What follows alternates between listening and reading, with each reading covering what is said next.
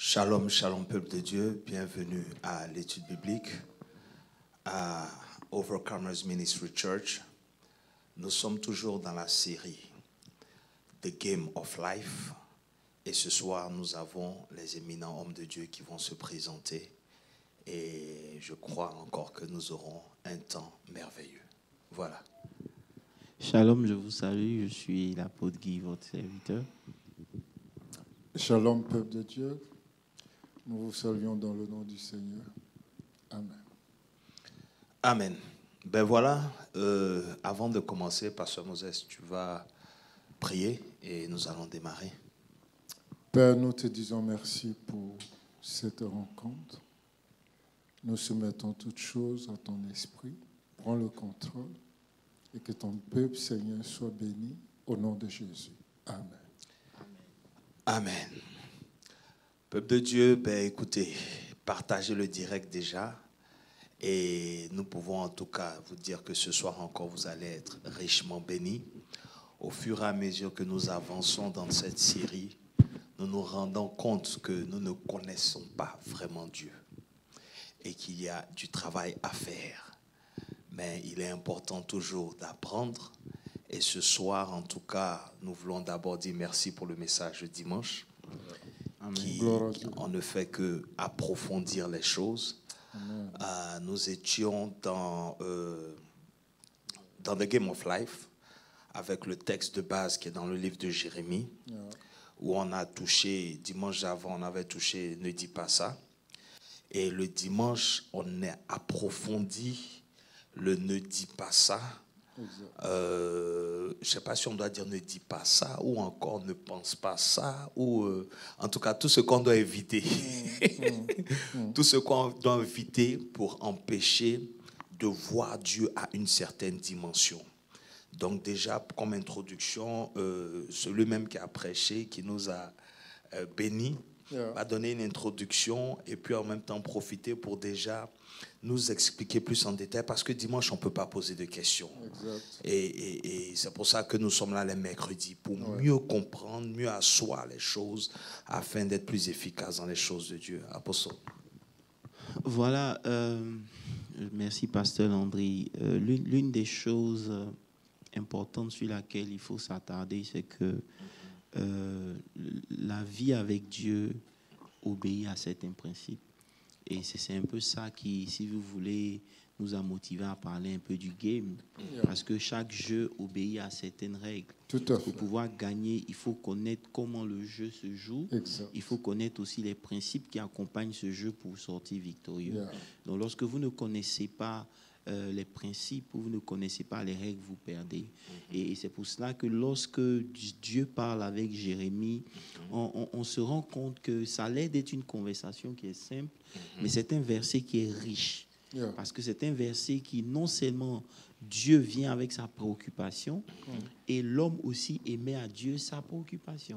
Donc c'est un échange où un homme de Dieu rencontre son Dieu et les deux ont des discussions bien données et bien définies.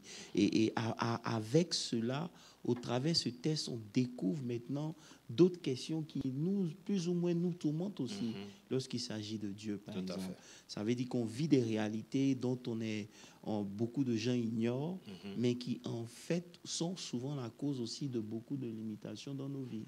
Donc ce test est un test vraiment profond parce qu'il révèle du mystère de ce qui accompagne le Game of Life pour pouvoir réussir en fait. Amen, voilà. Amen. Pasteur Moses, comme introduction, qu'est-ce qu'on peut déjà dire par rapport au message de dimanche, en fait, du thème en général? Oui, ne dis pas ça parce que toutes les paroles qui sortent de nous viennent d'une conception interne. Et tout ce qui est le fruit de notre conception est forcément créatif. Donc, lorsque j'ai ma conception, qu'est-ce que je crée avec? Donc, ne dis pas ça. Parce que ce que tu dis deviendra une réalité. Tes paroles aujourd'hui seront tes futures destinées. Donc, nous devons mesurer nos paroles et nous devons faire très attention à ce que nous disons. Amen. Ce qui revient souvent, apostole, on peut commencer par là, c'est vous dites ça plusieurs fois et dimanche encore, c'est de la conception que nous avons de Dieu qui peut limiter, sinon nous permettre de voir de grandes choses. Est-ce qu'on peut... Ça veut dire qu'à chaque fois que Dieu nous appelle, l'appel que Dieu nous a pour nous dépasse forcément notre entendement. Tout à fait. Dieu ne nous appelle jamais à de petites choses. Et lorsque Dieu nous appelle, souvent on est dans des situations où on n'a pas l'expérience, on n'a pas la maturité, on n'a pas la connaissance nécessaire pour pouvoir accomplir ce pourquoi Dieu nous a appelés. Et c'est pour cela qu'à chaque fois que Dieu appelle quelqu'un, Moïse, tout ce monde-là, ils remettent toujours en cause leurs lacunes personnelles parce qu'ils sont dans une certaine réalité qui les a conditionnés. Mais ce qu'on doit comprendre, c'est que quand Dieu nous appelle, il ne nous voit pas là où nous sommes. Il ne nous appelle pas sans information. Il a déjà toutes les informations. Et c'est pour cela que lorsqu'il parle à Jérémie, il essaie d'établir à Jérémie d'où lui il connaît Jérémie. Sa connaissance de Jérémie n'a pas commencé quand il a appelé Jérémie, mais sa conception ou sa connaissance de Jérémie a commencé avant même que Jérémie soit formé dans le sein de sa mère plutôt. Donc ça veut dire que la formation de Jérémie a été inspirée par Dieu en fonction de l'appel qu'il a pour Jérémie. Tout à fait. Et lorsque les enfants de Dieu arrivent à comprendre cela, ça fait une différence dans leur self-esteem. Ils doivent comprendre que je suis comme je suis parce que Dieu m'a appelé et il m'a formé en fonction de l'appel qu'il a pour moi. Est-ce que vous comprenez un peu? Et comme quand Dieu il nous appelle, il nous rencontre, on est dans une position où on n'a pas ce qu'il faut. Justement, et c'est pour cela que Dieu vient vers nous. Si vous suivez un peu, donc c'est un peu ça. D'accord. Donc, il nous appelle en fonction de comment il nous a formés. Mais nous sommes ignorants. Sinon, je pourrais dire aussi... C'est pour cela qu'on fabrique la chose. Donc, Dieu, il nous forme en fonction de l'appel qu'il a sur nous. Amen. C'est pour cela qu'on n'est pas né à une certaine époque, on est né à une époque bien définie par Dieu, parce que c'est l'époque où Dieu voulait qu'on vienne pour impacter et influencer notre génération. Voilà. Amen. Et ce qui fait qu'on a peur, c'est parce que souvent, comme Jérémie, on regarde notre environnement qui a laissé des marques dans nos vies, on regarde ce qu'on n'a pas. C'est pour ça que Jérémie dit, je ne suis qu'un enfant. Maintenant, il dit, non, ne dis pas que tu es un enfant. Vous comprenez un peu? Ça veut dire que souvent, on regarde notre statut pour pouvoir définir si on a la capacité de faire ce pourquoi Dieu nous appelle ou pas. C'est déjà aussi un moyen de dire à tous ceux qui nous suivent que quand Dieu vous appelle, il ne compte pas sur vous, il compte sur votre obéissance pour le laisser faire ce qu'il veut faire au travers de vous. Amen, amen. Et je vais même ajouter pour dire, dans le message du dimanche, vous avez dit ceci. Il est plus important pour nous de compter sur l'expérience de Dieu plutôt que de compter sur notre expérience personnelle. Tout à fait, tout à fait. Il est plus important de compter sur l'expérience de Dieu que de compter sur notre expérience personnelle. Yeah, parce que notre expérience personnelle, elle a beau être un plus pour notre conception, notre compréhension, mais elle est limitée. Elle est limitée. Vous comprenez un peu?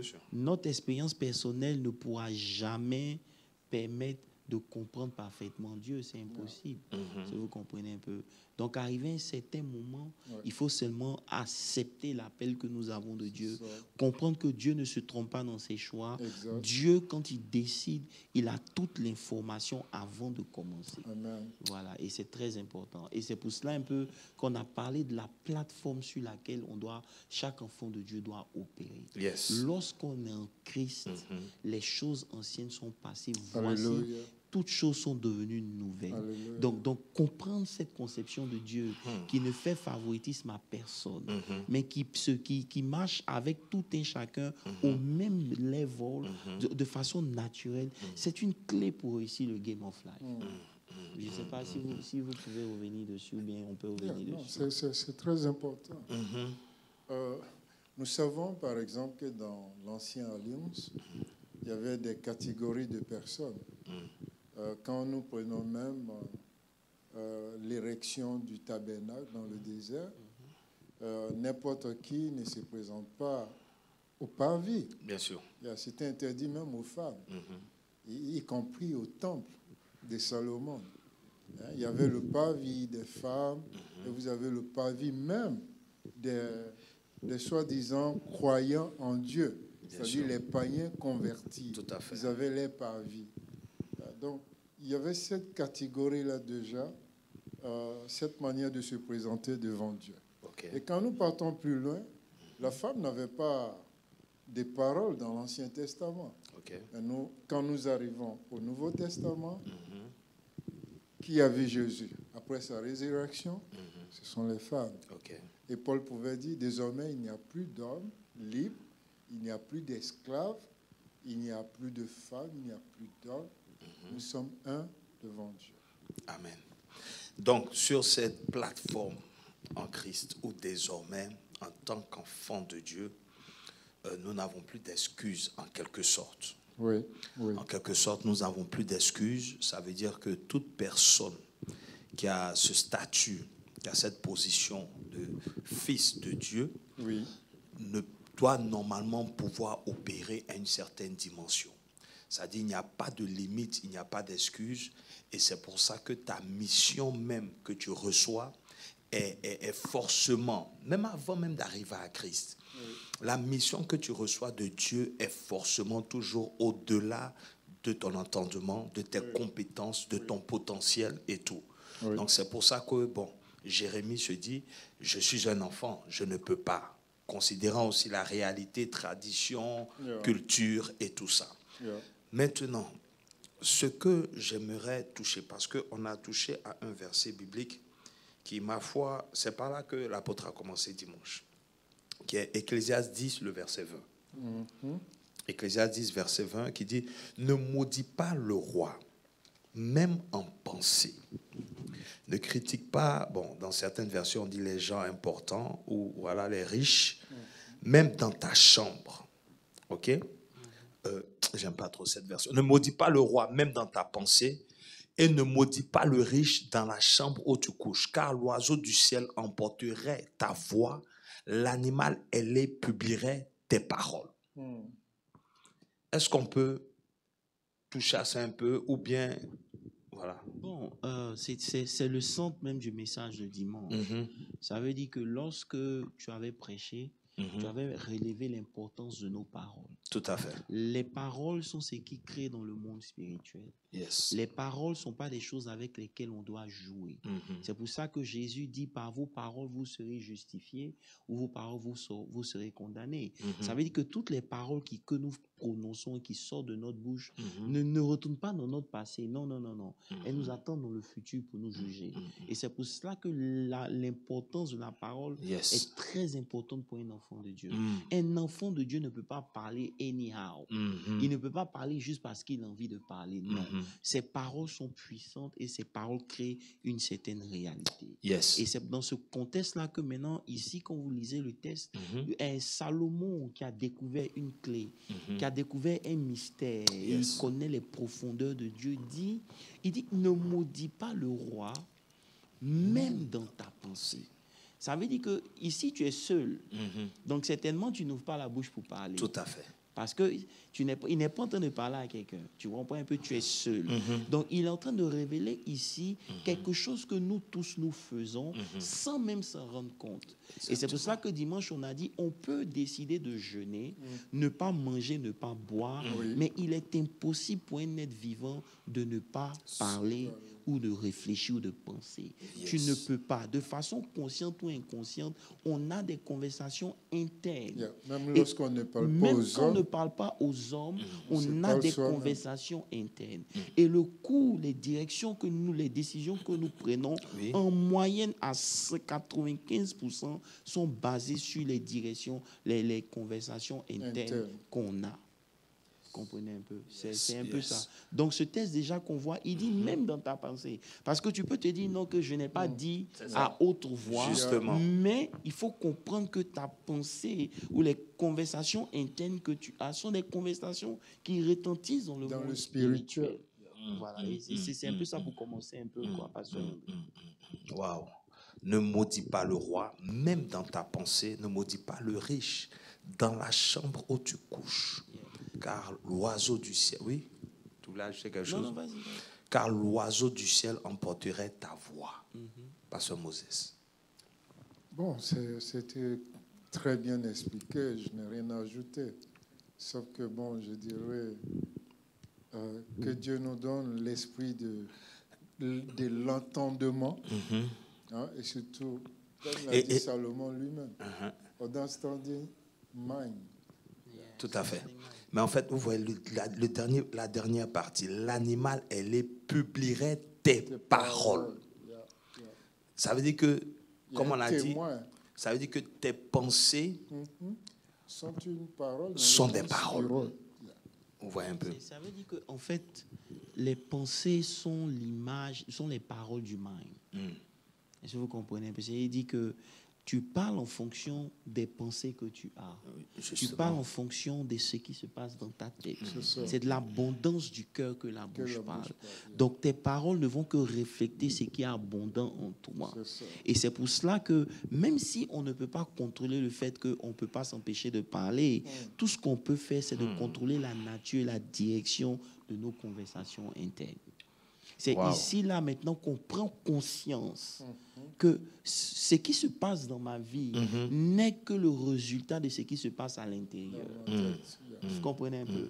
Tout ce qui se passe à l'intérieur de toi est une résultante de ce que tu vas voir à l'extérieur. Tout à fait. Donc, il est en train de nous faire comprendre ici que même si on ne peut pas stopper de penser, on doit prendre conscience de ce à quoi on pense. Tout à fait. Parce que ce à quoi on pense se transforme en parole dans le monde spirituel, et c'est comme des prières que Dieu exauce même qu'on ne sache. C'est pour ça qu'on avait vu encore dans Éphésiens où il dit à celui qui peut faire au-delà de ce que nous disons et de ce que nous pensons.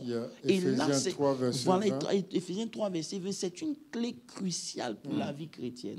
Beaucoup de gens n'ont pas compris que s'ils ne réussissent pas dans la vie, ce n'est pas l'incapacité de Dieu à résoudre les problèmes de leur vie. Parce que ça aussi, c'est un problème qu'il faut qu'on comprenne. On vit dans un monde où on est sous influence de beaucoup de choses. L'ennemi est là, il est présent. On vit avec un Dieu qui nous a sauvés, qui essaie de nous inculquer ses pensées. Tout à fait. Mais le vrai problème, c'est quoi? C'est qu'on a un rôle aussi à jouer. Si Dieu ne m'utilise pas comme j'aurais aimé qu'il m'utilise, ce n'est pas l'incapacité de Dieu. C'est pour ça qu'on a dit que Dieu ne fait acception de personne.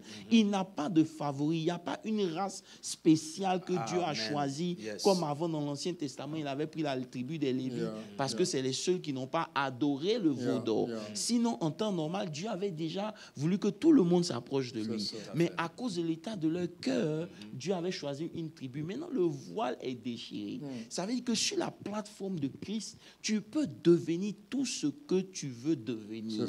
Tout ce que la Bible t'a montré, tu peux la recevoir dans ta vie. C'est possible. Mais si on ne voit pas ces choses, c'est parce que justement, il y a des règles qui, de façon inconsciente, contrôlent nos vies. Et si vous ne découvrez pas ces règles, vous allez faire des années dans la vie chrétienne, vous n'allez pas atteindre un certain niveau. Tu comprends un peu? Et c'est ça. Et vous allez voir qu'on fait les mêmes erreurs. On tombe dans les mêmes péchés simplement parce qu'on n'a pas encore dealé avec des choses qui sont essentielles, qui peuvent nous donner la victoire. Et c'est là qu'est le problème de l'Église. Vous comprenez un peu? Voilà. Au niveau de la pensée. En fait, j'ai envie même de reverse. Parce que si déjà on voit l'importance quand tu maudis dans ta pensée et que l'animal, elle est publie tes paroles, l'oiseau du ciel emporte ta voix. Maintenant, ici, dans ta pensée, c'est positif en fait. Donc, ça veut dire que tu peux bénir aussi dans ta pensée. C'est pour cela, Paul, vous voyez, Paul a très bien illustré cela. En Philippiens 4:6, il parle d'abord de présenter à Dieu ses prières avec action de grâce. Au verset 7, il dit que la paix de Dieu soit avec nous. Mais pour que cette paix-là s'établisse, il nous donne maintenant la clé au verset 8. Verset 8. Yeah. Au reste, frères, que tout ce qui est vrai, ce qui est honorable, ce qui est juste, tout ce qui est pur, tout ce qui est aimable, tout ce qui mérite l'approbation, ce qui est vertueux et digne de loin, soit l'objet de vos pensées. Vous voyez, c'est la clé qui est là. Donc, si tu veux avoir une vie paisible, si tu veux être béni de Dieu, il faut avoir ses pensées. Parce que tes pensées sont aussi tes prières. Amen. Pasteur Moses vient d'ouvrir quelque chose de très important. Yes. Ça veut dire que dimanche, je n'avais pas voulu toucher ça à cause du temps. Yeah. Mais quand vous lisez la parole de Dieu, vous devez comprendre que Dieu nous a donné la clé. Écoutez-moi très bien. Amen. Quand vous lisez Colossiens 3, le verset 1, Yeah. il dit, si donc vous êtes ressuscités avec Christ, cherchez les choses d'en haut où Christ est assis à la droite. Amen. Il dit, if then you are arise with Christ, seek those things. Set your mind sur ces choses-là. Programme. Set. Il dit, tu dois programmer. Et Bishop, regardez, setting, c'est-à-dire c'est continu. Continue. Setting. Non, ici, le sitting, c'est sitting at the right. Yeah. Mais en fait, c'est continu, comme Pasteur Moses est en train de dire. Tu comprends un peu? Ça veut dire quoi? Ce n'est pas quelque chose de un jour. C'est permanent. Il dit que si tu dis que tu as été ressuscité avec Christ, Tout à fait. seek d'abord les choses qui sont en haut. Pourquoi il dit de seek les choses qui sont en haut? Pourquoi il dit de le faire? Parce que justement, au verset 16 par exemple, Yeah. du même Colossiens, il dit que la parole de Dieu habite parmi vous abondamment. Yes. Alléluia. Écoutez, in all wisdom, je préfère la version anglaise. Il dit, let the word of Christ dwell in you richly in all wisdom. Yes. C'est profond. Parce que quand tu lis ça comme ça, tu te dis que, que la parole de Dieu habite en vous abondamment. Non. Vous pouvez avoir la parole de Dieu en vous sans la sagesse. Exact. Quand il dit with all wisdom, wisdom c'est l'application de la connaissance. Amen. Je ne sais pas si vous comprenez ce que je suis en train de dire. Ça veut dire quoi? Ça veut dire que vous pouvez être riche en information et l'information vous n'est pas bénéfique ou profitable parce que vous n'appliquez pas. Donc ça fait que vous recevez beaucoup d'enseignements, mais ces enseignements ne produisent rien dans vos vies parce que vous ne les appliquez pas. Votre vie. Est-ce que vous comprenez un peu? Et c'est ça, et c'est que la parole de Christ dwell in you, richement. C'est-à-dire, ça doit être abondant en vous, et la sagesse de Dieu doit vous permettre de l'appliquer. Amen. Pourquoi? Parce que, oh God. Vas-y. Ok. It's very deep. Non. Écoutez, Vas-y, on peut être deep ce soir, il n'y a pas de problème. Ok, on peut être deep ce soir. Ok, d'accord. Ok, regardez, quand vous lisez par exemple Romains 7, le verset 8, il dit, en effet, Romains 7, verset 8, il dit, en effet, je sais,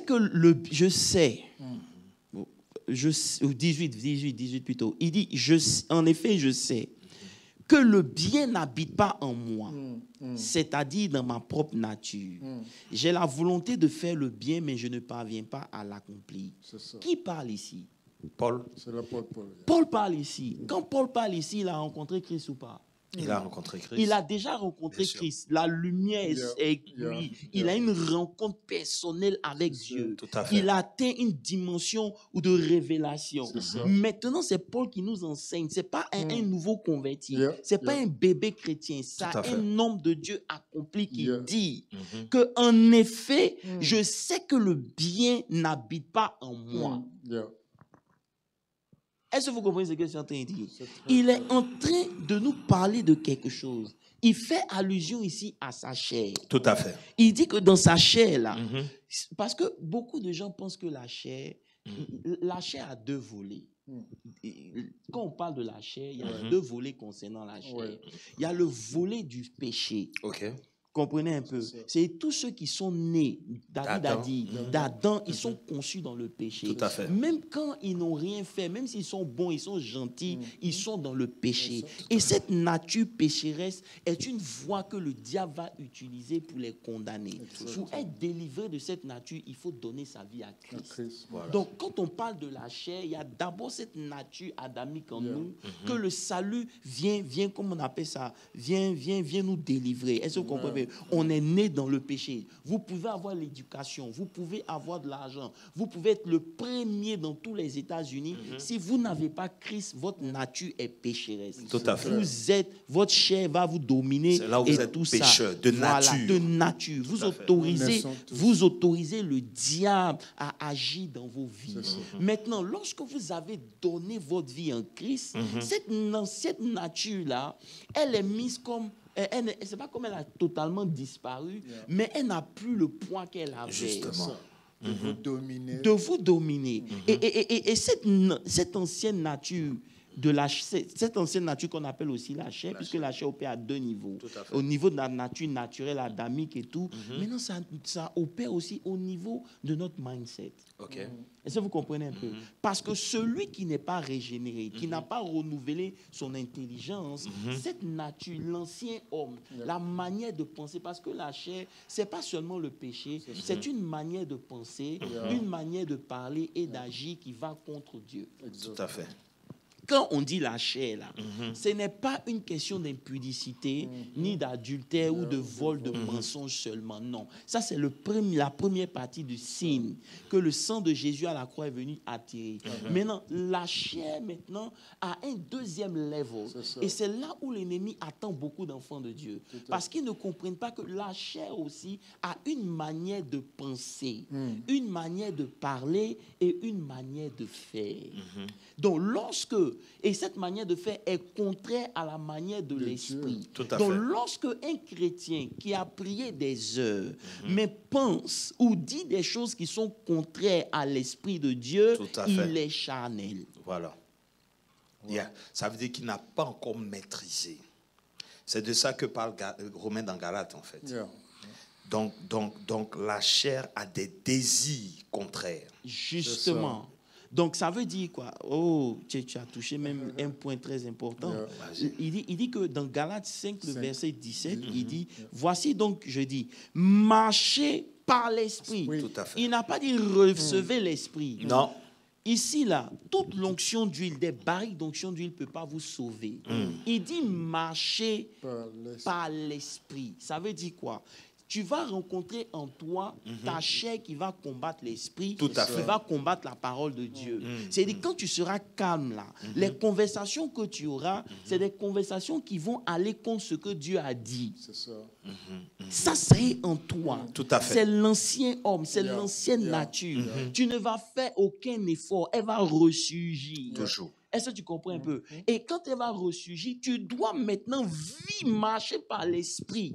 Ça veut dire quoi? Te connecter à la source. Ça veut dire que ce que Dieu dit, reconnaître que c'est le plus important. C'est pour ça qu'il dit que la parole de Dieu habite richement en vous. Parce que la foi vient de ce qu'on entend. Lorsque la parole de Dieu n'est pas une information dans ton cœur, dans ta vie, et qu'elle a sa place, lorsque la chair, l'ancien homme, va venir te dire c'est difficile, que c'est impossible, tu vas trouver en toi un verset qui va dire que oui, rien n'est impossible à celui qui croit. Et c'est là où beaucoup... Marc 9, verset 23. Voilà. Et c'est là que beaucoup vivent encore dans la chair. Ils ne sont pas dans le péché, mais ils sont dans la chair. Parce que leur manière de penser, leur manière de parler, leur manière d'agir n'a pas changé. Elle est toujours égale à l'ancien homme. Parce que l'ancien homme, c'est un homme, lorsqu'il voyait la difficulté, il cherchait des solutions comme Jérémie. Il dit, je ne peux pas. Dieu dit, non, maintenant que tu es en Christ, rien n'est impossible à celui qui croit. Donc tu ne peux pas dire je ne peux pas lorsque tu es en Christ. Si tu parles comme ça, c'est l'ancienne nature, la chair qui est en train de s'exprimer. Et beaucoup parmi nous, on reste à ce level. Le diable sait qu'il ne va pas t'avoir dans le péché, mais il va t'avoir dans ta manière de penser. Et ta manière de penser va créer une voie, une réalité, un chemin que tu vas emprunter parce que c'est ta conception. Et cette conception va créer des événements dans ta vie vie et tu ne feras que vivre ce que tu as pensé. C'est pour ça que Jésus dit, au jour du jugement, vous serez jugés par les paroles. Pas forcément les paroles audibles que vous avez dit. C'est pas quand on dit les paroles là, beaucoup de gens pensent que oui, j'ai insulté pasteur Moses. Non, ça n'a rien à voir avec les injures que je donnais pasteur. Mais les paroles que moi-même j'ai eues à l'intérieur de moi, c'est ces paroles-là qui reviennent dans mon futur et qui me jugent. C'est profond, pasteur Moses, parce que là, on est dans le tribunal là en question. Exactement. Où Dieu, par ce qu'il a accompli, nous dit ce que nous sommes et nous disons ce que la chair nous dit de dire. C'est ça. Vois un peu? Donc, quand ici, la Bible dit que dans Galates, en fait, je veux venir au point où la chair n'est pas sauvée. C'est-à-dire que l'acte de la croix, là, ça n'a pas sauvé la chair. Non. Paul a dit, rien de bon ne peut venir de la chair. Ça veut dire quoi? Ça veut dire qu'il n'y a rien de productif. Exactement. Mais puisqu'on est encore dans la chair, on a un corps de chair, cette chair-là va s'exprimer. Avant Jésus, on n'avait pas le pouvoir de la dominer. Maintenant, en Christ, on a le pouvoir de la dominer. C'est ça la grâce. Et c'est là qu'est la grâce. Est-ce que tu comprends un peu? Parce que quand tu lis Romains 5 à partir du verset 16, il dit, voici donc je dis, marchez dans l'esprit et vous n'accomplirez pas les désirs de votre propre nature, de votre chair. Galates 5 verset 16. 5, verset 16. Et vous n'allez pas accomplir les désirs de la chair. Ça veut dire qu'on est chrétien, mais la chair a encore ses désirs. Tout à fait. Et ces chairs-là, ce n'est pas forcément le péché. Et c'est ce que je veux que les gens comprennent. Parce qu'on a limité ça seulement au péché, whatever. Non, la chair des désirs, c'est-à-dire la convoitise, la manière de penser, de parler, de critiquer, de mépriser, de juger. Est-ce que tu comprends? De maudire le roi dans ta chambre. C'est les œuvres de la chair. Tout à fait. Est-ce que tu comprends un peu? Et lorsque vous ne prenez pas contrôle de ces événements, de ces choses-là dans vos vies, vous devenez victime. Et c'est pour ça qu'au verset 17, le verset qui suit, il dit quoi? Il dit au verset 17, en effet, la chair a des désirs contraires à ceux de l'esprit. Maintenant, laissons les désirs là comme le sexe, ok? Et pensons, sont des hommes matures qui parlent des désirs contraires à ceux de l'esprit. Ça veut dire quoi? Ça veut dire que lorsque l'esprit te dit que crois et tu verras la gloire de Dieu, la chair va te dire, façon c'est en train de partir là, tu es sûr que tu vas suivre. Justement. Est-ce que tu comprends un peu? Et c'est là que le conflit vient entre la chair et l'esprit. Parce que l'esprit essaie d'imposer sa volonté ou la pensée de Dieu à ta personne. Et la chair qui est en toi, parce que tu as été conçu de chair, te dit que, camarade, il faut avoir peur. C'est pour ça qu'il dit que les paroles de Dieu doivent être abondantes en nous. Tu comprends un peu? Sinon, ici, la première personne qui combat les choses de Dieu dans votre esprit, c'est dans votre vie, ce n'est pas le diable. Non. C'est votre propre chair. Tout à fait. Lorsque Dieu dit, fais une offrande et tu verras ma main, c'est ta propre chair qui va te dire encore une histoire d'offrande ici. Tu comprends un peu? Voilà, donc souvent, mais sans ouvrir la bouche, c'est des conversations internes qu'on a et c'est des luttes qui dérangent et qui nous volent des opportunités pour être bénis. Amen. Et aujourd'hui, au lieu qu'on enseigne ça, on n'enseigne pas ça. Beaucoup de gens parlent de la puissance de Dieu, mais et la puissance de la chair? Vous pensez que la puissance de la chair, c'est lorsque vous n'avez pas commis un péché sexuel ou bien menti ou bien fait quelque chose? Non, la chair combat les choses de l'esprit. Et ce que ça combat là, ce n'est pas faut aller gêner seulement. Non. C'est ça. En fait, donc ça veut dire que ça empêche ta nature spirituelle de se manifester. Puisque tu es esprit. Et donc, toi, en tant qu'esprit, tu dois pouvoir faire passer l'agenda de l'esprit. Ce qui vient de Dieu, c'est ce que tu dois manifester. Mais la chair va tout faire pour que, justement, ce qui est de l'esprit ne se manifeste pas. Et ce qui me plaît ici, c'est on te dit que c'est, justement, et on te dit que c'est un désir. Donc, si la chair a des désirs, ça veut dire que la chair veut s'exprimer. La chair veut parler. La chair veut agir. La chair veut aussi accomplir quelque chose. Donc, on a deux points de pensée là. Et la chair se transforme comme une forteresse, activée par un esprit qui veut nous ramener à ce que nous étions avant.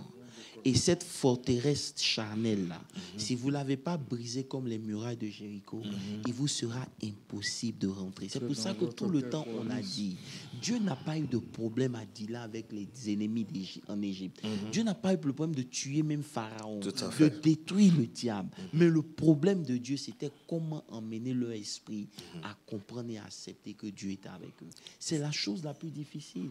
Est-ce que vous comprenez? Tout à fait. Il y a une forteresse au niveau de nos pensées qui fait que nos conversations ne sont pas riches de la puissance de Dieu. Amen. Non, Amen. il y a une forteresse dans nos pensées. C'est pour ça qu'on a parlé des forteresses. Le diable, il s'en fout de ton jour, de tes 40 jours de jeûne. Il s'en fout de ton parler en langue. Il t'attend dehors. Quand tu vas finir de faire tous tes exercices spirituels et que tu es seul, il va maintenant venir te dire, camarade, tu as bien jeûné. La Bible dit que Jésus eut faim. Ça veut dire qu'il y aura... Vous savez, le diable a vécu des années. Il connaît l'homme. Il sait qu'il a dit à Dieu, un homme va donner tout ce qu'il a pour sauver sa vie. Parce qu'il sait que lorsque la vie d'un homme est en danger, ça, une nature de sauvegarde va naître en lui. Est-ce que vous comprenez un peu? Donc, qu'est-ce que le diable fait? Il va permettre que tu passes des moments de difficulté. Ces moments de difficulté ou de pauvreté, ce n'est pas pour que tu sois pauvre, mais c'est pour te pousser à accepter un mindset qui va conduire ta vie. Parce que lui-même, là, il est limité dans son exercice dans ta vie. Il y a des choses qu'il ne peut pas faire. Il a besoin que toi-même, tu ouvres la porte pour pouvoir le faire. C'est pour ça qu'on dit que tu peux être en train de prier. Pendant que tu pries, le diable, ça l'énerve. Qu'est-ce qu'il fait? Il lance une parole sur ton mariage. Et automatiquement, tu vas commencer à voir tous les mariages qui se sont passés dans l'église et toi, tu n'es pas encore marié. Et tu as une jolie fille comme toi. Et automatiquement, ta prière switch. Que tu le veuilles ou pas, ta prière va switch. C'est une conversation interne que tu as pendant que tu es en train de prier qui te déconnecte du trône de Dieu. Maintenant, tu es dans la chair. Tout à fait. Et automatiquement, tu commences à murmurer. Tu commences à dire au Seigneur, moi, je ne comprends pas. Et c'est là que vous allez beaucoup de chrétiens qui pensent que parce qu'ils ont vécu une vie c'est des saints, Dieu, en principe, aurait dû faire des choses pour eux. Vous comprenez un peu? Tout à fait. Et c'est l'erreur que beaucoup parmi nous, on a commis. On ne se rendait pas compte. Jusqu'à ce que le Seigneur commence à nous enseigner. Ce n'est pas comme ça. Dieu opère avec nous sur la plateforme de la connaissance qu'on a de lui. Est-ce que vous comprenez un peu? Vous avez en vous un élément qui combat les choses de Dieu. C'est pour ça qu'il y a des conversations, quand ça vient, vous devez dire, arrête de moi, Satan. Parce que regardez, Jésus est là, et puis Pierre quitte de nulle part pour dire non, que tu n'iras pas à la croix. Jésus aurait pu dire, oh, il m'aime. C'est ça. Non, vraiment, Pierre est trop fond de moi. Ou bien, que je reste Pierre est trop fond de moi, hein, petit. Il est fond de moi-même. Il dit quoi? Arrête de moi, Satan. Pourquoi? Parce que Satan va venir de façon subtile, suggérer des trucs à ton pensée. Si ce que tu penses ne s'aligne pas à la parole de Dieu, ça veut dire que quelque part, il faut que tu fasses attention. Et c'est comme ça, beaucoup parmi nous sont tombés dans des faiblesses, parce qu'on n'avait pas compris comment le diable opérait. On s'est laissé distraire, est-ce que vous comprenez un peu? Et l'ennemi prend le dessus. Et maintenant, vous réalisez que, c'est le chemin qu'il utilise. C'est pour ça que vous devez être conscient de votre vie chrétienne. Vous devez être conscient des paroles que vous dites de façon audible. Vous devez être conscient des paroles qui ne sortent pas de votre bouche. Les conversations internes sont la clé. C'est là-bas où vous résidez. Quand un homme est riche, il n'est pas riche dans les paroles seulement. Au milieu des gens, non. Quand il est seul, vous allez voir des gens qui sont seuls, qui n'ont pas l'argent aujourd'hui. Mais quand ils te parlent, tu vois que le gars ici, c'est son corps seulement qui est ici, mais lui, il est déjà en France. Petit, tu n'as pas vu des gens dans les quartiers, ils ne sont jamais en France, mais non, quand tu parlé de Paris, ils connaissent toutes les rues de Paris. Ils savent où New York est. Ils savent en quelle année New York a été construit. Il dit, tu vas à Times Square, tu vas trouver... Toi-même, tu les regardes, tu dis, camarade, tu es déjà là aux États-Unis. Il dit non. Tellement son mind est dans le rêve américain. Lui c'est son corps seulement, il attend. Mais regardez, d'ici quelques années, son corps va aller là où son mind est. C'est comme ça. C'est comme quand on était à l'université, on était en train de discuter, je me rappelle en chambre, on discutait et tout. Et puis il y a des amis qui disaient, oh non, je vais aller en France. Oh non, je vais aller en France. Il dit, moi, j'allais faire confiance. Moi, je vais aux States. Je vais aux États-Unis. C'était ça mes paroles. Je vais aux États-Unis. Eux tous, ils sont partis en France. Et je me rappelle le témoignage du visa. Ah, tu as vu le témoignage du visa. Et je me suis dit, non, moi, je vais aux États-Unis, point barre. Mais je ne vivais plus à Abidjan. Tout mon esprit, c'était New York. New York. Quelques temps après, mon corps s'est retrouvé là où mon esprit était. Vous comprenez un peu? Et c'est pour cela que lorsque vous êtes seul, c'est là que vous pouvez savoir quel est l'état de votre esprit réellement. Lorsque personne ne vous parle et que vous rencontrez la parole de Dieu, quelles sont vos conversations? Est-ce que vous maudissez les riches parce que Dieu les bénit? Ou bien vous dites que si Dieu les bénit, c'est que Dieu est dans le quartier? C'est un état d'esprit. Ça te permet de ne pas avoir un low self-esteem. Ça te permet de te réjouir du bonheur des autres. Ça te permet aussi de bénir Dieu quand Dieu visite les autres. Et c'est le problème qu'on a aujourd'hui. C'est pour ça qu'il dit que cette connaissance qu'on a là, elle doit nous servir à quelque chose. C'est une formule et ça marche. Vous comprenez un peu? Tu as en toi quelqu'un qui te combat, c'est ta propre chair. Cette chair-là, ce n'est pas le péché, c'est une manière de penser, une manière de parler, une manière d'agir. C'est pour ça que quand Paul dit, il dit, lorsque j'étais un enfant, je parlais d'abord, et puis après, comment on appelle ça, j'agissais, je parlais, j'agissais et je pensais. Mais lorsqu'il est devenu un homme, ça a changé. Ça veut dire que tu penses d'abord avant de parler, avant d'agir. Vous comprenez un peu? Et aujourd'hui, c'est là où nous sommes. On a en nous une loi. C'est Paul qui dit, le bien que je veux faire là, je ne le fais pas. C'est le mal que je ne veux pas qu'il fait. Qui me sauvera? Il dit, marche par l'esprit. Marcher par l'esprit, ce n'est pas parler en langue. L'hébrosie, non. Marcher par l'esprit, c'est se soumettre à ce que la parole de Dieu dit. Est-ce que vous comprenez un peu? C'est là, marcher par l'esprit. Où Dieu te dit, lève-toi, ok? Va dans tel endroit. Tu dis, mais Seigneur, je ne connais personne. Mais Dieu t'a dit, lève-toi, tu t'en vas. OK? Tu t'en vas, tu t'assois, tu attends. Et tu vas voir qu'il y aura une scène qui va faire pourquoi Dieu a voulu que tu sois là. Par exemple. Ou Dieu va te donner une direction. Cette direction peut ne pas make sense à tes yeux. Tout à fait. C'est pour ça que Dieu doit nous rappeler que c'est lui qui nous a créés. C'est lui qui sait où on va. On ne doit jamais se comparer à qui que ce soit. On ne doit jamais envier qui que ce soit. On doit simplement lui faire confiance. Pasteur Landry, je te laisse la parole. Je voulais juste citer ces versets-là pour appuyer, je dirais, l'importance, sinon la capacité de la chair à nuire. Dans 1 Corinthiens 15, le verset 50, Paul dit ceci. 1 Corinthiens 15 verset 50. Yeah. Voilà. Il dit, ce que je dis, frère, c'est que la chair et le sang ne peuvent hériter le royaume de Dieu et que la corruption n'hérite pas l'incorruptibilité. C'est clair. Tout à l'heure, la chair n'est pas sauvée. Et Pasteur Moses, tu vois un peu, quand j'ai commencé à comprendre cela, j'ai commencé à faire attention au titre. Être pasteur veut rien dire. Être bishop, apôtre veut rien dire. Je vous dis la vérité, vous pouvez être pasteur, vous pouvez être un bishop, mais avoir des combats dans vos pensées qui vont vous réduire.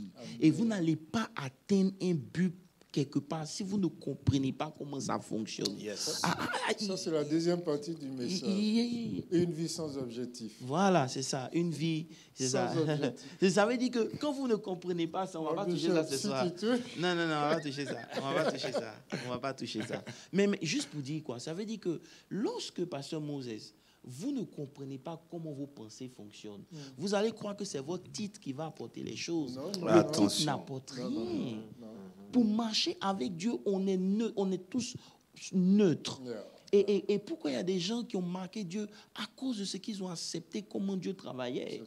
Ils se sont soumis au fonctionnement de Dieu, à la formule de Dieu. Dieu est devenu leur Dieu. Donc, Les titres, les rangs, les responsabilités, c'est une bonne chose. Mais ça ne change pas la vie de quelqu'un. Pour que ta vie change, tu dois comprendre qu'il faut une transformation. Cette délivrance du mind, cette délivrance des forteresses, elle est la clé pour réussir. Après tout ce qu'on a vu dans n'importe quel domaine, que ce soit un domaine d'activité, disons, vous voulez faire un business, il y aura toujours des mindsets que vous devez avoir et que vous ne devez pas avoir. Un homme qui veut faire un business qui a peur du risque, qui s'asseye. Parce que ne pas prendre un risque, c'est ne pas être business-minded. Tout à fait. Tu comprends un peu? Et il y a des gens qui me font rire. Ils veulent faire un business, mais ils ont peur de prendre le risque. Et si ça ne marche pas? Et si ça marche? Et pourquoi ça ne va pas marcher? Voilà. Et puis beaucoup de gens ont le culot de te donner plusieurs raisons pour lesquelles ça n'a pas marché. Comme si une seule raison ne suffisait pas pour que ça ne marche pas. Est-ce que tu as besoin d'avoir 10 raisons pour justifier pourquoi ça ne marche pas? Une seule est suffisante pour que ça marche. Non, non, il y a ça, il y a ça, il y a ça, il y a ça, il y a ça, il y a ça, il y a ça, il y a ça. Mais tais-toi. S'il y a déjà un qui va te prouver que ça n'a pas marché, ne fais pas. Vous comprenez un peu? Voilà, mais vous voulez vous convaincre que ça n'a pas marché, que vous venez avec 10 raisons pour prouver que ça ne marche pas. Et c'est comme ça que le mind qui n'est pas régénéré fonctionne. Il va, quand Dieu parle, il va aller chercher dans son entourage, dans ses expériences, dans son passé, dans ses exemples, pourquoi ce n'est pas possible. Et maintenant, il se fortifie dans ce mindset. Ça devient une forteresse. Ça devient une forteresse. Comprenez un peu? Aujourd'hui, les choses qu'on est en train d'enseigner, on les a apprises à un prix. C'est ça. Comprenez un peu? Ce n'est pas du jeu, c'est un coût personnel. Ce n'est pas du jeu, c'est un coût personnel. Et c'est pour cela que si on avait compris ces choses-là il y a des années en arrière, on aurait fait des choses différemment. Si vous comprenez un peu. Donc, si vous avez l'occasion de comprendre ça, arrêtez de vous leurrer. Vous pouvez prier 100 heures. Si vos pensées ne s'alignent pas à celles de Dieu, un homme ne peut être qu'il est tel sa pensée. C'est ça. Est-ce que vous comprenez un peu? C'est important. Et aujourd'hui, on va s'arrêter ici. Amen, amen, amen, amen. En tout cas, nous espérons que vous êtes très bénis. Amen. Si vous avez des questions, n'hésitez pas. Sur Facebook, sur YouTube, vous pouvez nous écrire, nous allons vous répondre. Amen. Donc, mon général, je voulais juste que mon bishop revienne sur cet énoncé. Je l'ai noté. Il dit que une réconciliation sans un changement d'attitude ne produira rien de bon. Ok. Non, il a dit le bishop. Non, il a dit la pensée du bishop. Ah, la pensée du bishop. Ok. Tu peux reprendre? Une réconciliation. Une réconciliation, ok. Et qui n'est pas fondée sur le changement d'attitude. Ne pourra rien produire de bon. C'est vrai, parce que c'est à l'image même de ce que Christ a fait et qui nous demande de renouveler notre intelligence. Ça veut dire que il s'est réconcilié avec nous. C'est une réconciliation, l'évangile. Maintenant qu'il s'est réconcilié à nous, il nous attend quelque part. Parce que ce qu'il a fait nous a positionnés dans les lieux élevés en Christ. Donc on ne peut pas être dans les lieux élevés en Christ avec une mentalité ou une pensée des personnes qui ne sont pas rachetées. Donc la nature de fils de Dieu vient avec une manière de penser qui te donne une façon de te comporter, une attitude nouvelle qui fait que maintenant tu marches avec Christ. Donc on voit le changement. C'est ça. Oui. Et ça me rappelle même quand l'apôtre parlait tout à l'heure, j'ai pensé à Jean 9. Et il disait que Dieu peut venir faire des choses qui dépassent son entendement. Le monsieur, il est né aveugle. Il est né aveugle. Et Dieu, Christ ne vient pas lui imposer la main. Non. Christ ne vient pas prier pour lui et puis ses yeux s'ouvrent. Pourtant, il l'a fait ailleurs. Mais quand il s'agit de lui, il crache par terre. Il fait de la boue. Il met sur ses yeux. Mais attends, quel est ce genre de miracle? Comprenez un peu. Et il lui dit, va te laver au réservoir de Siloé. Attends, c'est un aveugle. Il va là-bas comment? Il pouvait donner des excuses. Mais non, je ne vois pas, je ne sais pas où c'est et tout ça, machin. Mais non, obéissance, il est parti. La Bible dit que ses yeux se sont ouverts. Vous voyez un peu? Ça veut dire que, comme on dit là, quand il s'agit de Dieu, il ne faut pas avoir un mind carré, c'est-à-dire il ne faut pas être dans une réflexion traditionnelle ou religieuse. Je veux ajouter quelque chose de très important parce que je vois un peu, je viens de me rappeler brièvement l'esprit dans lequel ça a été sorti. Pasteur Landry, lorsque on parle de réconciliation, comme il a dit, c'est l'exemple de Christ et tout, c'est très important. Le deuxième point, c'est quoi? C'est que lorsque je me réconcilie avec Pasteur Moses et qu'à l'intérieur de moi, je ne suis pas réconcilié, ça veut dire quoi? Ma manière de penser de pasteur Moses n'a pas changé. Je cristallise la possibilité du pasteur Christian de changer. Pasteur Moses, du moins, de changer. Est-ce que vous comprenez un peu? Souvent, on se réconcilie, mais dans nos pensées vis-à-vis de cette personne, il n'y a pas de réconciliation.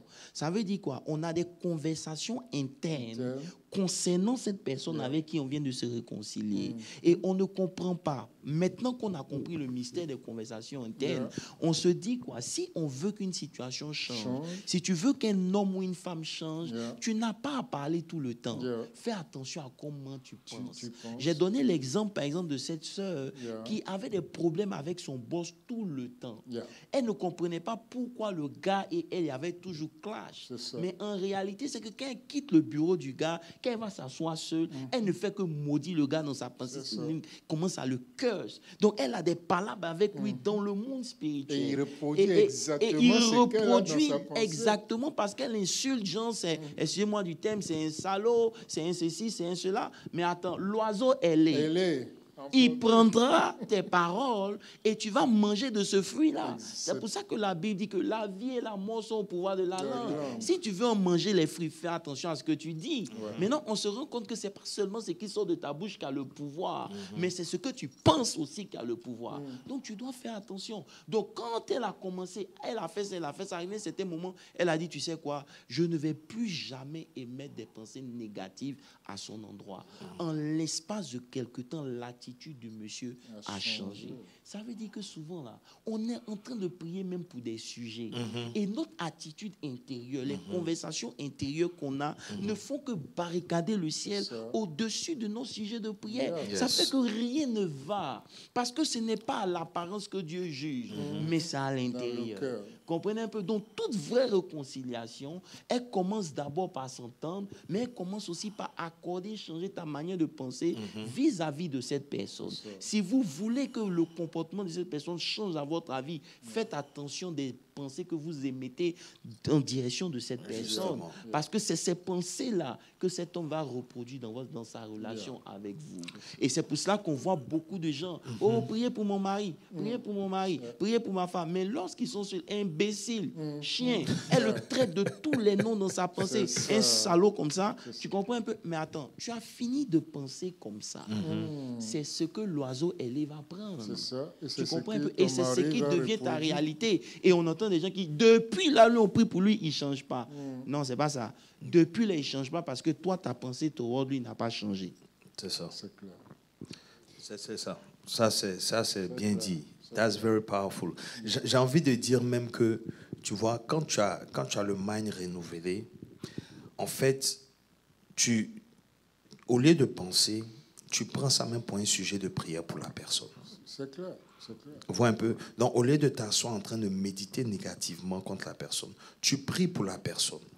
Moi, c'est un exercice que j'ai fait personnellement. C'est-à-dire que si quelqu'un me fait du mal, il devient mon sujet de prière. Ça, c'est une recommandation même de Jésus. Il devient mon sujet de prière. C'est-à-dire que... En ce sens-là que la Bible dit, aimez vos ennemis. Justement. Tu comprends un peu? Parce que lorsque tu l'aimes, ta conversation interne change. Justement. Mais lorsque tu le hais, plus tu le hais, plus tu ne fais que le haïr. Donc, ce que Pasteur Landry dit est juste. Quand quelqu'un te fait du mal, la chair va réagir pour que tu répondes par la chair. Mais automatiquement, l'esprit doit te dire que toi, tu es qui? Qui tu es, plutôt, on ne peut pas te parler comme ça. Regarde combien de gens dans l'église ont quitté l'Église, ont arrêté de servir Dieu parce que leur ego a été froissé. Et c'est ce que l'ennemi fait. L'ennemi sait que lui, là, il n'a qu'à prier comme il veut. C'est Pasteur Landry qui est son camarade. Quand Pasteur Landry va dire quelque chose qui va dans le sens contraire de sa personnalité, automatiquement, ça devient un frein pour lui. Combien de chrétiens souffrent de ça? Ils n'ont pas compris. Parce que lorsqu'ils sont seuls, le diable vient. Pourquoi Pasteur Landry te parle comme ça? Ou bien pourquoi l'apôtre te parle comme ça? Tu comprends un peu? Et quand tu ne comprends pas ce mystère, tu es la proie de Satan. Ce n'est même pas une question de possession. Il émet une pensée, ça devient un mindset, ça devient une manière de penser, ton comportement affecté, ta manière de servir Dieu affecté. Et finalement, à la fin, qui est perdant? C'est toi. Et il n'a même pas bougé le petit doigt. Yes. Si vous comprenez un peu, c'est des choses qui sont profondes. Vous allez passer le temps à chasser le diable. Sors. Il te regarde, il n'est même pas là. Quand tu es seul dans ta pensée, une petite pensée, quoi. Regarde comment le frère Loïc me regarde. Tu vois, apôtre, ce qu'on dit là, c'est tellement important. Tu sais que c'est ce qui fait même que les gens évitent le monde. Ou bien ne veulent pas joindre des départements. Ou ils évitent des personnes. Ils viennent à l'église et disent, moi, quand le culte finit, je pars. Parce que on a un slogan qui est vraiment un slogan. Quand on dit que on ne combat pas la chair et le sang, les gens ne réalisent pas ça en fait. Parce que si tu comprends que ton combat n'est pas contre la chair et le sang, un être humain ne peut pas être ton ennemi comme ça. Quelqu'un qui vient chercher Dieu. Tu vois ce que je veux dire? Donc quand quelque chose arrive, prends un peu de recul. Tu vois? Tu peux dire que la personne a subi même une attaque. Laisse-moi intercéder pour elle. Mais l'ego, on prend ça au niveau charnel automatiquement et on veut régler les choses dans la chair. Mais attends, nous sommes ici, là, nous sommes dans une mission spirituelle. Et là, mon général, tu viens de citer la deuxième partie de la pensée du bishop. Il dit, il est important de comprendre le pourquoi des choses qui arrivent et de laisser ensuite Jésus agir et régler ça pour toi. C'est important. Mais tu vois, quand tout à l'heure l'apôtre parlait, par exemple, de l'homme qui voulait faire des affaires et puis qui a peur et tout ça. Mais si tu vas sur la base déjà que tout concourt au bien de ceux qui aiment Dieu, c'est-à-dire que tu n'échoues pas avec Dieu. Tu n'échoues pas. Tu apprends. Ça veut dire que, Pasteur Landry, c'est facile pour toi. Pourquoi de parler comme ça? Parce que tu as atteint un certain level. C'est pour cela que ici cette plateforme est importante. Parce qu'on doit expliquer aux gens comment faire pour arriver là où toi tu es arrivé. Toi, par exemple, tu peux prier pour quelqu'un qui t'a fait du mal. Tu comprends? Mais ça va demander à quelqu'un de comprendre que lorsque, par exemple, il est son frère, c'est un poison que lui il est en train de boire. Et il veut que ce poison-là tue quelqu'un d'autre. C'est impossible. Est-ce que vous comprenez un peu? Et c'est comme ça que ça doit fonctionner. Ça veut dire que dès que... en fait, le vrai problème, c'est un problème de conscience. Les chrétiens ne vivent pas avec la conscience de Dieu avec eux et en eux. Quand Dieu est avec eux, là, c'est qu'eux, ils n'ont pas péché. C'est tout ce qu'ils regardent. Mais ils ne comprennent pas qu'on va même au-delà du péché. Tout à fait. Le péché est la chose la plus petite. Mais comment il a dit le sang de Jésus vous lave de tout péché. Mais justement, ça veut dire quoi? Ça veut dire que, par exemple, tes conversations internes, lorsqu'elles sont maintenues, deviennent un canal par lequel Dieu va opérer, ou l'ennemi va opérer. Vous comprenez un peu? Donc, à partir du moment où moi je comprends ça, je ne peux pas dormir avec la colère dans mon cœur. Tout à fait. Tu comprends un peu? C'est comme ça, parce que si aujourd'hui quelqu'un a peur de nager, il y a deux raisons. Soit il ne sait pas nager, ou soit il a un esprit de peur. Parce que celui qui sait nager, on va lui dire va nager, ça devient naturel. Pourquoi? Parce qu'il sait nager. Donc, le manque de connaissance produit la peur. C'est ça. Tu comprends un peu? C'est le manque de connaissance qui fait que notre self-esteem est vraiment froissé à tout moment. Mais lorsque tu sais que ta vie est enracinée en Christ, il n'y a rien qui va arriver sur la terre ici qui va pouvoir t'emporter. Tu sais que la vie est faite de réalité. Amen. Le malheur atteint souvent le juste, mais l'Éternel en délivre toujours. Quand le jour du malheur vient, parce que quoi qu'on dise, il y aura une heure. Yeah. Il y a une heure, le mauvais jour, le mauvais temps. On a vu ça dans le combat Yeah, spirituel. yeah. Dans Éphésiens 6, C'est les ça. temps, il y aura un temps où l'ennemi vient contre toi. Tu n'as rien fait. Il Yes. vient, il est acharné contre toi. Tu ne Yeah. peux pas. Il y aura dans la vie de tout enfant de Dieu un jour mauvais. clair. Mais pendant ce jour mauvais-là, comment tu vas réagir? C'est ça qui va déterminer le reste de ta vie. Amen. La tempête va venir quand Yes. ça va bien. La tempête va venir quand ça ne va pas bien. Mais peu importe comment ça va, make sure que tu construis ta vie sur le roc Amen. de la parole de Dieu. Amen. C'est tout. Quand tu comprends ça, tu ne laisses pas les choses te culpabiliser. Tu es qui tu es. Yes. Non, parce que ce que tu es au-delà des erreurs que tu as commises. Exactement. Ce que tu es au-delà de ce que les gens peuvent dire ou penser de toi. Amen. Ce que tu es enraciné en Dieu. Yeah. Et Yeah. comment parvenir à cela? C'est là où nous sommes aujourd'hui. Amen. Beaucoup d'enfants de Dieu ont mené... Je vais vous dire quelque chose, écoutez-moi bien. Le diable n'a pas de problème à ce que tu chasses les démons et que tu penses que tu es puissant. Il n'a pas de problème avec ça parce que ce n'est pas là où il réside. Il ne réside pas là-bas. C'est pour ça que, écoutez, chasser un esprit dans le nom de Jésus, c'est la chose la plus facile à faire. Mais hériter de Dieu, marcher selon l'esprit, Yes. est la chose la plus difficile. Et donc, comme les chrétiens, ils préfèrent la facilité. Ou quand ils disent au nom de Jésus, les esprits tombent. Je suis fort. Tu vois, même les esprits nous ont soumis. Qu'est-ce que Jésus a dit? Soyez heureux que votre nom Est est écrit dans le livre de vie. Ne soyez pas contents parce que Satan est tombé. Oui, il dit, j'ai vu Satan même tomber. Vous avez chassé tous les démons, c'est bon. Mais à l'heure de l'épreuve, qu'est-ce qui s'est passé, Pierre? Malgré tous les démons que Pierre a chassés, qu'est-ce qui s'est passé quand il a régné Christ? Une petite fille lui a dit, hey, toi, tu es avec eux. Il dit, moi, voilà, je ne suis pas avec lui. Ça veut dire que facilement, il a régné parce que ce n'est pas quand... Vous savez, on parle de puissance, tout et tout, mais la vraie puissance, là, elle réside dans l'humilité. L'humilité, c'est quoi? C'est d'accepter de laisser Dieu être Dieu. Et ça, là, c'est la plus grande force. C'est pour ça que Jésus dit que celui qui veut être le plus grand parmi vous, il soit le serviteur de tous. Aujourd'hui, là, combien de gens veulent comprendre ça? Laissons les titres, laissons les appels. Tu as donné une prophétie aujourd'hui, tu deviens prophète. C'est une bonne chose. Continue. Devant, tu vas rencontrer le vrai prophétique. C'est ça. C'est là que tu vas comprendre que être enraciné dans la parole de Dieu est la chose la plus importante. Tout à fait. Et aujourd'hui, beaucoup de chrétiens ne comprennent pas. Nos conversations internes, notre mind et notre speech déterminent l'issue de nos vies. Amen. Gloire à Dieu. Pasteur Moses, avant qu'on clôture, Ah, et on va revenir, l'apôtre va clôturer. oui, enfin, je dirais comme mot de clôture, nous avons été enseignés dimanche que les espions, quand ils sont revenus, ils ont murmuré, Tout à fait. ils ont parlé, et Dieu les a pris au mot. Il dit, je ferai exactement comme vous avez parlé à mon oreille. Amen. Donc, en fait, je veux exhorter le peuple de Dieu à comprendre que nous devons faire très attention Yes. à ce que nous pensons, à ce que nous disons.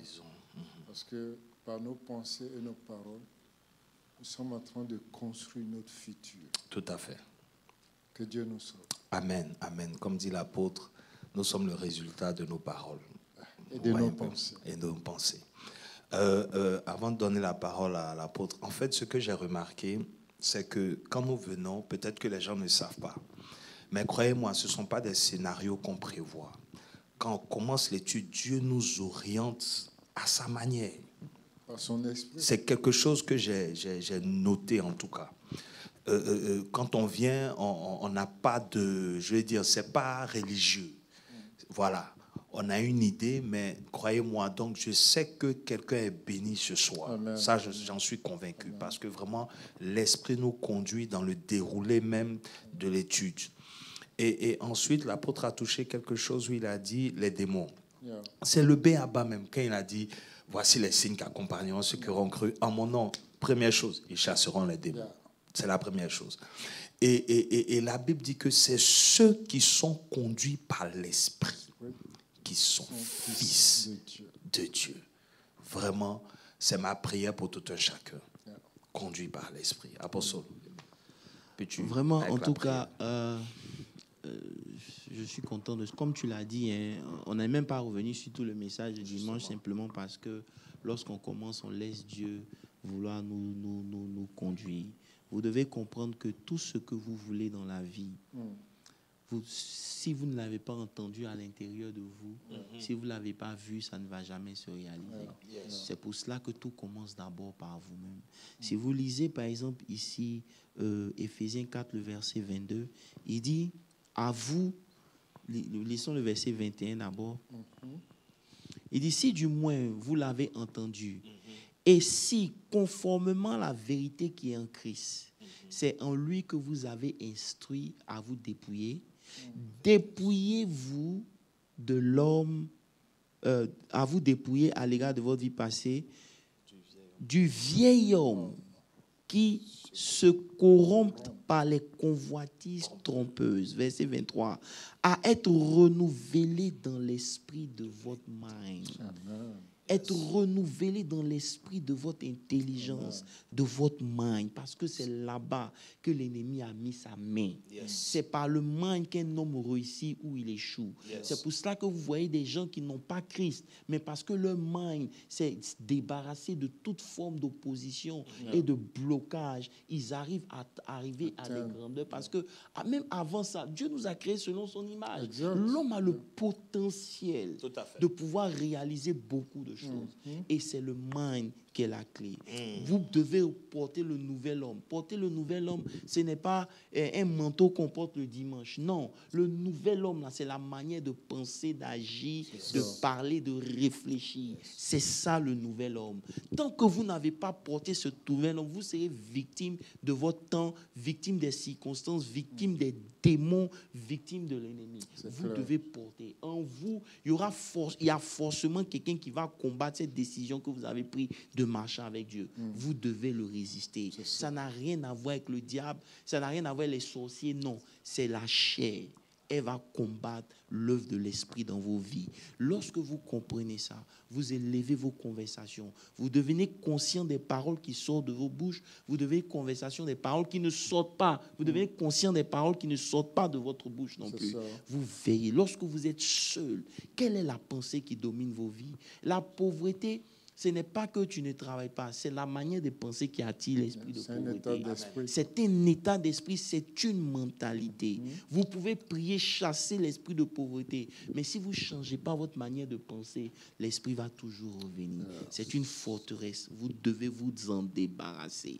C'est là la vraie délivrance. Donc que Dieu vous bénisse. Les conversations internes sont sérieuses. Vous ne pouvez pas vous empêcher d'y penser, mais contrôler la nature de ces pensées. Que tout ce qui est bon soit l'objet de vos pensées. Amen. Que tout ce qui est pur, tout ce qui est grand, Amen. Tout ce qui est de Dieu soit l'objet de vos pensées. Amen. Ne laissez pas vos pensées se promener. Non, non, non, non, non, non. Parce que lorsque vous les laissez se promener, l'expérience de quelqu'un va venir s'accrocher dessus. La parole de quelqu'un va venir vous influencer. Une image va venir vous influencer et vous n'êtes plus en train de vivre votre propre vie. Vous devenez victime des circonstances et des réalités des autres. Arrivé à un certain moment, débarrassez-vous de tout ce que les autres ont mis dans votre esprit. Cherchez à ce que Dieu a mis dans votre esprit et marchez avec ça. Amen. C'est ce qui va produire la vie dans vos Amen. Vies. Que Dieu vous bénisse. Amen. D'accord, je vais prier. Seigneur, nous te disons merci.